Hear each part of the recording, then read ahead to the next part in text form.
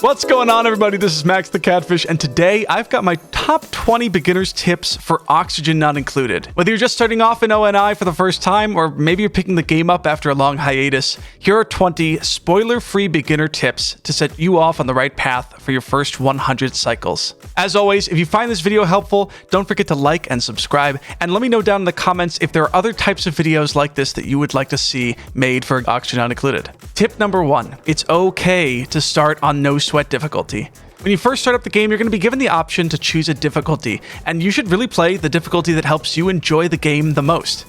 In No Sweat, you still have to face all the challenges in the game, but it makes your duplicants a little bit hardier. They're more resistant to disease, they're easier to please, and they require a little bit less food to keep sated. But you'll still have to consider hygiene and decor and cuisine throughout the game, so all of the challenges are still there. Choose a difficulty mode that helps you enjoy the game the way that you like to enjoy it, and don't be afraid to go back and turn the difficulty down or up if you want to. Tip number 2, probably the most often question asked is, what biome do I choose? And straight out, if you're just starting the game or maybe you're getting into it again, I recommend you choose the Terra Biome. It's the most beginner-friendly biome to start in, and I've got a seed for the Terra start that I'll link down in the description that you can use, and it is the most beginner-friendly seed I have found in my searching. There's plenty of water, there's a lot of food for you to start with in the game, so you don't have to worry about scrambling to come up with some of the solutions to these things. You can settle in and focus on actually learning the game's mechanics. It's a really great option to start, but you don't have to. Go ahead and choose the biome that you're most interested in. Just know that each of the other biomes out there have a little bit of a difficult spin to them, and you're going to have to use different strategies to approach each one. The Terra Biome really is the best start for beginners. Tip number 3, your starting duplicants. Now, there's a lot of talk about which duplicants are best to pick at the beginning of the game, but I'm going to give you some general guidelines for this. I like to start the game off with a dedicated digging duplicant, a builder and mechanist, and a researcher, maybe a researcher with agility. I love having a duplicant that's really good at digging. It makes digging through a lot of those harder materials in the game much faster. And because you're going to be doing so much digging early in the game, having a dedicated digging duplicant is awesome. Some people prefer to have a digging and building duplicant combined into one, and that's also fine.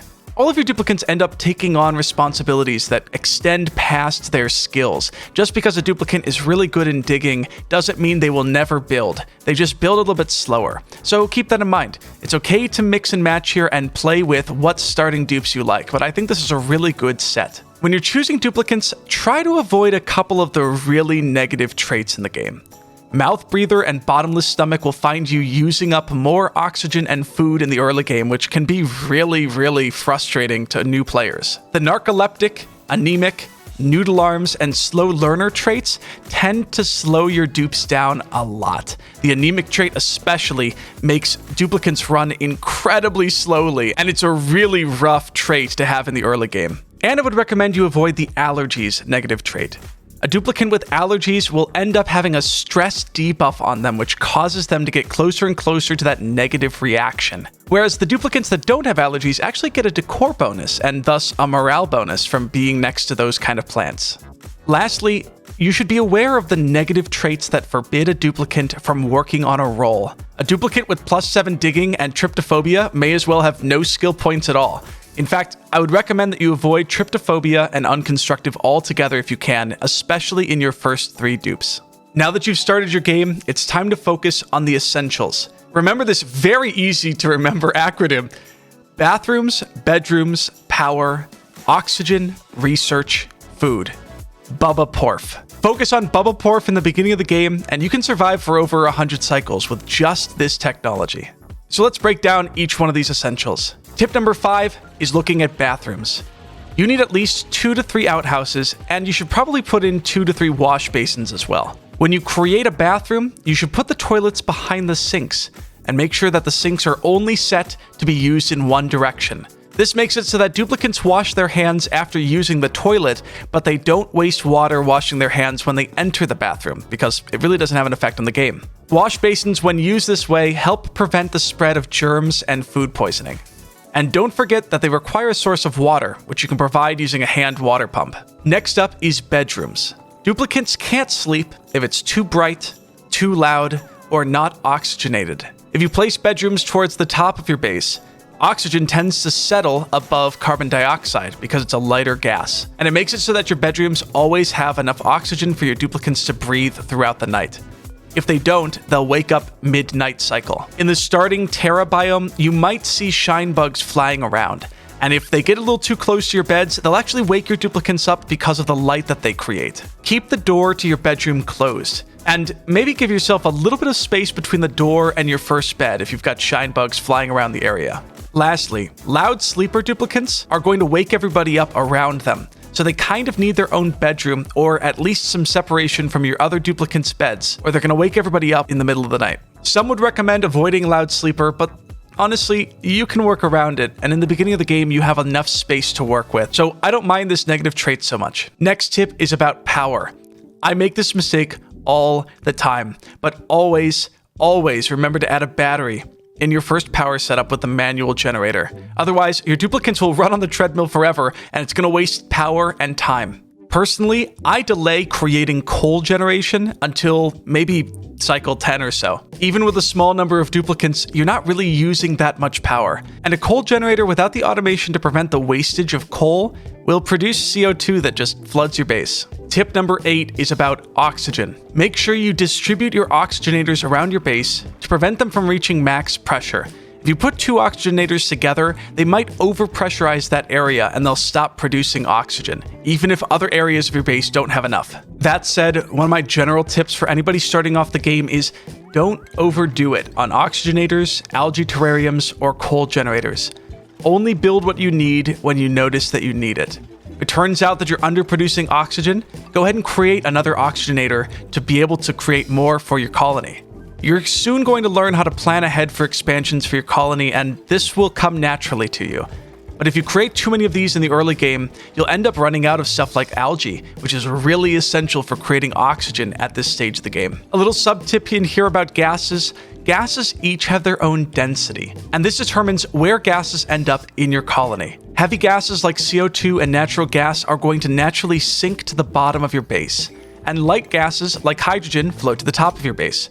Oxygen kind of settles itself firmly in the middle between the two, and your goal is to have more oxygen than any other gas in your livable area. Try to keep that as a focus. This next tip is about food. One thing that's important to know is duplicants need to eat, but they don't need to drink. The uses for clean water are primarily for washing themselves and in the production of higher quality food. Duplicants will eat raw anything. Meal lice straight from the mealwood plant, raw meat from critters, etc. But you can turn these raw resources into tastier meals using kitchen equipment that you can get in the research tree. The microbe musher is your start, and the grill also are the easiest ways to convert base food products into more advanced meals. These will give your duplicants more calories for their buck. But my tip here is to make sure that you place a wash basin inside of your kitchen and set it so that duplicants have to use the wash basin before entering the kitchen itself. Just like with bathrooms and in real life, you want to make sure that your cook has clean hands before preparing that lice loaf.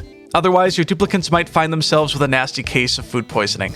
Tip number 10. When you're first starting off, don't worry so much about critter ranching. It's really enticing and it's incredibly fun and rewarding and a great feature of the game, but it can wait until you've learned the game's basics. Let me know if you'd like a beginner's ranching guide tutorial down in the comments. Next is a really simple tip that everybody can factor into their base, and that is about the ration box. At the beginning of the game, you're given a ration box with a bunch of nutrient bars, and these don't spoil, so you've got a couple of cycles to get your food up and running. Once you get meal lice and other perishable food, you need to worry about spoilage. But if you take a ration box and put it in a carbon dioxide environment, it delays the spoilage of food considerably. Because carbon dioxide naturally sinks to the bottom of the base, you can create a CO2 trap and place the ration box down there, and that will prevent the spoilage of food from happening too quickly. You can also put the CO2 trap and ration box in your kitchen or next to your dining room if you'd like for easier access. Tip number 12. Don't print too many duplicants at the start of the game. Remember, each duplicate needs an amount of oxygen and food every cycle, and if you print too many duplicants too early, you might not be able to produce the resources required to keep them all alive.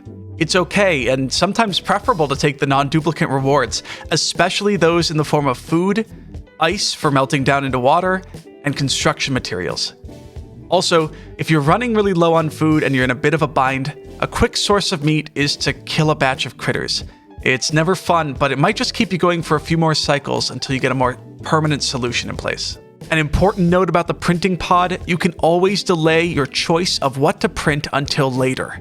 But keep this in mind, your options in the printing pod will reset whenever you load a save. So if you're going to choose one of the options from the printing pod, you should do so before the next time you load the game. The next tips are about expanding your base. Tip 13, be careful where you dig. Digging out from under sand or mud is going to cause these materials to fall and they could trap your duplicants. Also, it's important to be careful around digging around water. All three of these can disable buildings and put your duplicants at risk of an early death. And one important trick to avoid losing water is to build a basin around your clean water that's about 4 tiles high. This prevents the water from accidentally spilling out as you dig around it, or worse, from mixing with other non-potable liquids. And it's 4 high because the hand pump can go exactly 4 tiles deep into the water supply before it gets cut off. That leads into this next tip. If you hear the dreaded alert sound, pause the game and address this issue immediately. This is often duplicants that have gotten themselves trapped somewhere and don't have oxygen or can't breathe. And if you don't address it quickly, that duplicant might die. In fact, I would say as a greater tip, don't be afraid to pause and plan. It's okay to pause the game for a little bit and think about what your next moves will be. You don't have to keep the game running constantly. Tip number 15. The starting biome contains pockets of oxygen and carbon dioxide that you should be aware of. If you're running low on oxygen, a short-term solution might be to dig out a big pocket of O2, and it could buy you enough time to build up some oxygen diffusers or algae terrariums that you need to supply oxygen for the rest of your colony. But your most valuable resource here is the oxalite.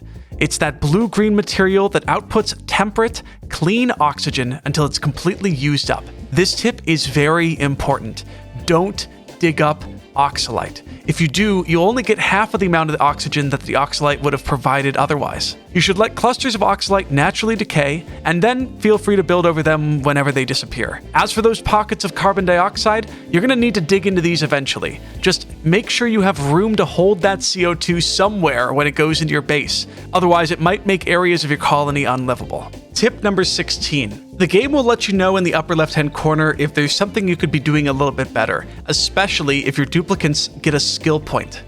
Skill points increase the ability of your duplicants to do stuff like digging and cooking and constructing. But make sure you don't skill up duplicants past their morale. If you do so, your duplicants will become stressed under the weight of the responsibilities that they have. But there are a number of ways you can increase morale. In the early game, you can create rooms like the barracks and the latrine, and just by entering and using these rooms, your duplicants get a morale boost that allows you to give them more skill points throughout the game. Tip number 17. If a duplicant is overstressed, give them a vacation and something fun to do. It's better than triggering their stress response, and it gives you some time to figure out what went wrong. To do this, go into the schedule pane. Create a new schedule that is all time off, and probably some sleeping time as well, and assign the duplicant to that schedule. When a duplicant is under a lot of stress or their stress is increasing, they will have a lot of negative stress reactions in their duplicant pane. Check the info pane of each of your duplicants to figure out what's going wrong.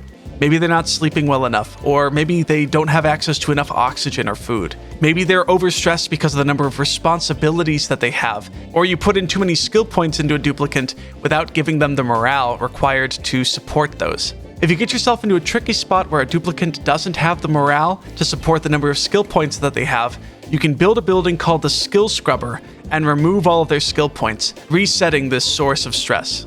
In the upper left-hand corner of the screen is the stress meter that shows you the highest stress percentage of the duplicants that you have, and as that number goes down, you can assign that duplicant back to their normal schedule. Tip number 18. Expand slowly and methodically. Think first about what new rooms and functions you need before you build them. If you dig out too much space too quickly, you might find that your oxygen is spread too thin throughout your base, or that dangerous gases like CO2 occupy more space than your oxygen does. If you make the mistake of expanding a bit too quickly, you can always close off unused areas of your base with tiles, and then open them up as you grow into them naturally. Tip number 19. When you first start the game, you start in what is called a biome. It's an environment with certain materials, a temperature, different gases that are made available to you. Take a look at the size of your starting biome, and especially at the temperature of that biome. As you build and expand, always be aware of gases, liquids, and temperatures in the surrounding biomes. It's probably not a good idea to expose your colony to a big hot pocket of hydrogen. Did I just say hot pocket? The filter options in the upper right-hand corner of your screen are your best friend in figuring all of this out. If your colony gets too hot, plants can't grow, duplicants get uncomfortable, and the eventual breakdown of your colony happens. Try to prevent this by preemptively using temperature padding. If you place this padding around the edge of your base, it can really help prevent massive temperature fluctuations that are often the early downfall of beginner bases. But ultimately in this game, eventually your colony is going to fall apart. My last tip for you is recognize when it's time to start over, but also don't give up too soon. Oxygen Not Included is not a simple game, and there are a lot of lessons that you're going to learn at the beginning of playing. But when things start to spiral out of control, maybe your colony is too hot or it's too cold, maybe you can't produce enough food or you don't have any more sources of food, or you've run out of an essential product for survival like water or dirt, algae, or coal, it might be time to start over, and that's okay. Remember that each playthrough is a learning lesson. Stick with it, keep trying, and learn from your past mistakes. You're going to make it further and further in the game each time you try. Those are my top 20 beginners tips for Oxygen Not Included, but there are a lot more tips to go. Let me know down in the comments what types of videos you'd like to see from me to be created here. I already have some thoughts in my mind about what I'd like to put on, but I would love to hear from you what you would like to see. Otherwise, don't forget to like and subscribe, and go check out my Twitch channel where I'm streaming 3 days a week, playing games like Oxygen Not Included, RimWorld, Satisfactory, and others. And I'll see you either here on our next video or live on Twitch. See you soon.